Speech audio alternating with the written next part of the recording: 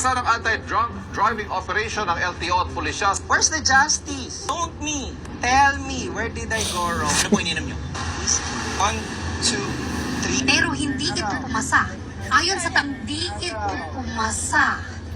Ayon sa... Alam nyo, buwisit na buwisit talaga ako sa mga taong nagda-drive kahit na lasing sila. Napanood ko tong balita na to na nagkaroon nga ng ganitong operation sa may Timog and Tomas Morato na saludo sa kanila, pero hindi ba dapat ganito naman ka-alerto yung mga traffic enforcers? Like, hindi na dapat special day yan eh. Kumbaga parte yan ng trabaho nila na binabantayan nga nila yung mga taong nagmamaneho doon sa may kalsada. Anyway, pinag-uusapan nga yung video na to dahil nga doon sa naging reaction ng isa nga sa mga nahuli na tawang-tawa ako dito kasi nga kahit hindi mo na siya pabugahin, halata mo ng lasing eh. Tawang-tawa pa ako dito nung iniwan niya yung mga kasama niyang ini-interview pa ng ibang enforcers. Yung kaibigan na ride or die mo daw, tapos pagdating sa ganitong sitwasyon, iiwan ka din. Yabang pa niya eh, sabi pa niya, mag-intayan tayo dito hanggang bukas. Tapos maya-maya lang, siya rin yung tumakas. Kung hindi pa naman duwag eh. Personal comment ko lang, sana makulong tong lalaking to. Kasi sobrang stupid and irresponsible niyang tao and driver na hindi siya dapat magkaroon ng lisensya eh. Sa lahat, inamin naman niya na nakainom siya eh. And obvious naman and alam naman ng karamihan na bawal magmaneho kapag nakainom ka. Pa, simple rule, can't understand. Sigurado sasabihin ng ibang driver dyan, pakialam nyo ba?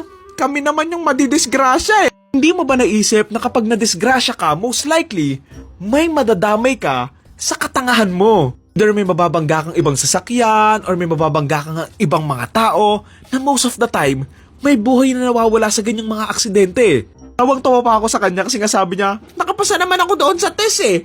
Tapos nung pinakita nga yung naglalakad siya in straight line, kumigewang-gewang eh.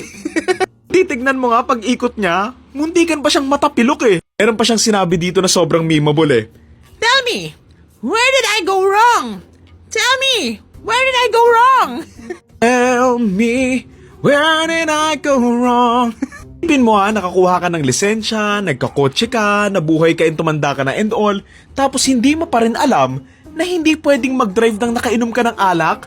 Anong klaseng kasyungaan yan? Pagka it's like not knowing kung ano yung kaibahan ng red and white. Kahit hindi mo pag-aralan, common knowledge na yan eh.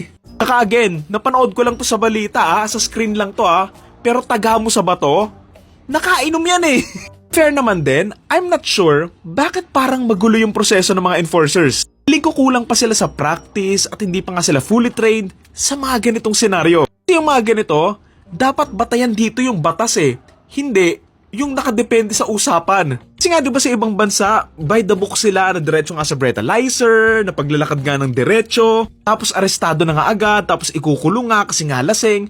Na alam mo yun, dapat ganun din sa atin eh. I'm not saying na gumamit ng kamay na bakal yung mga police or mga enforcers, pero syempre at the end of the day, kabisado mo yung proseso and train ka enough to handle this kinds of situation na may maayos sana na rhythm yung lahat ng enforcers. Kaya maganda rin yung may body cam kasi nga kahit papaano, mababantayan nga yung mga ganitong proseso para alam mo yung ma-practice ng ma-practice, mapanood nga ng karamihan, para nga alam ng both sides kung paano nga yung proseso. Ayun lang naman, ayoko lang kasi talaga ng mga irresponsibleng drivers eh. Honestly, wala namang pake yung mga tao sa buhay nyo eh.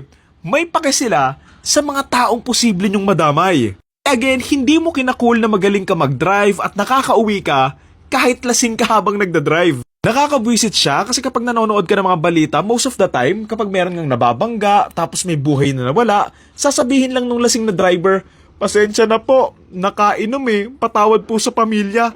Ano yun? Regardless if you're religious or not, hindi mababalik ng sorry or pasensya mo yung mga buhay na nawala eh.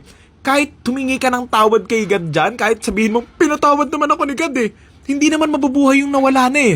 Lang, sa mga drunk drivers dyan, mga hayop kayo, magbago na kayo. Halatang halata, sino binoto nyo eh. Nakakatawa lang din dito na tumakas pa siya, given na alam naman na rin ng mga enforcers yung plate number niya, alam na ng mga polis yung pangalan niya and all. Tapos, iniwan pa niya yung mga kaibigan niya. O diba, wala ka ng lusot boy.